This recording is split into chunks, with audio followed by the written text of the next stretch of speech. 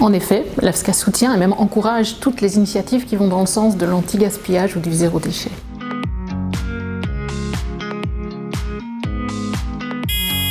Bien sûr, il y a quelques précautions à prendre. Donc, en tant que consommateur, si vous utilisez des contenants qui sont à vous pour aller chez le commerçant, assurez-vous qu'ils soient propres, évidemment, qu'ils soient en bon état, pas ébréchés, pas abîmés, qu'ils soient alimentaires également. Donc, comment est-ce qu'on repère si un récipient est alimentaire ou pas? Eh bien, il y a plusieurs manières de faire. Soit vous cherchez le logo sur le récipient, il peut y avoir un logo avec un verre et une fourchette qui indique que c'est bien alimentaire, ou une phrase équivalente, une mention par exemple, convient aux aliments. Ou quelque chose de synonyme.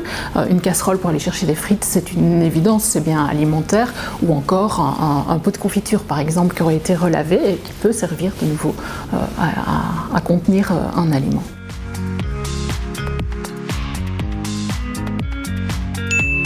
Le commerçant reste évidemment libre de refuser ou d'accepter le contenant qu'on lui présente. S'il estime que les conditions ne sont pas réunies et que le récipient n'est pas en bon état, est ébréché ou n'est pas suffisamment propre, il peut évidemment refuser le récipient.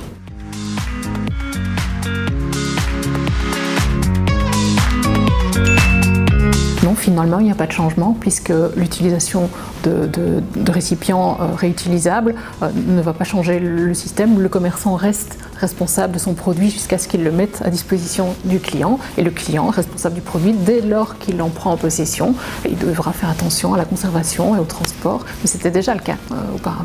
Si vous désirez plus d'informations sur les bonnes pratiques d'hygiène, n'hésitez pas à consulter notre site.